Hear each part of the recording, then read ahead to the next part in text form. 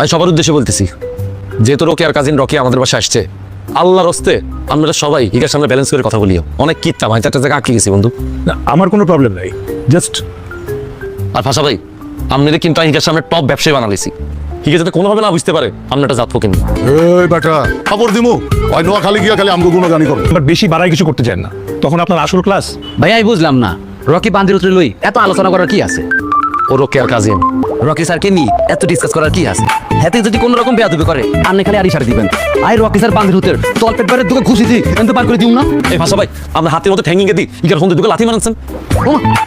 ভাইয়া আপনারা কি পজিশন নিলেন? এখানে আমরা সেন্সিবলটা কথা বলতেছি, যাও। ভাইয়া আনের সুযোগ পেলে আনে আস্তে করে বলি দেন।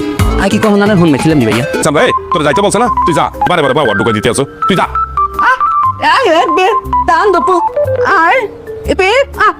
ভাইয়া আই বলতেছি, আই কোনো কথা বলতাম না, খালি শুনি। এই সব সব যা আর তো সবচেয়ে বড় টেনশনে বোধই গেলি। হ্যাঁ আমি অবুঝ, আমি তো কিছু বুঝ। তোমাকে যদি রকি জিজ্ঞেস করে আমাদের এই ব্যাচেলার ফ্ল্যাটে মেয়ে এনে ফুর্তি করি কিনা, পার্টি হয় কিনা, তখন তুমি কি বলবা? আমি বলবো আমাদের বাসায় মাইয়া মানুষ আছে, আমরা অনেক আনন্দ ফুর্তি করি, দাদুর ঘরে করে আমার ঘরে করি, কাবিলা করে একটু বেশি করি। তুই কথা কবি কা আপনারাই তো বলছেন আমার মিথ্যে কথা বলতে। আর সংসার ভাঙার লাগে একলাই যথেষ্ট।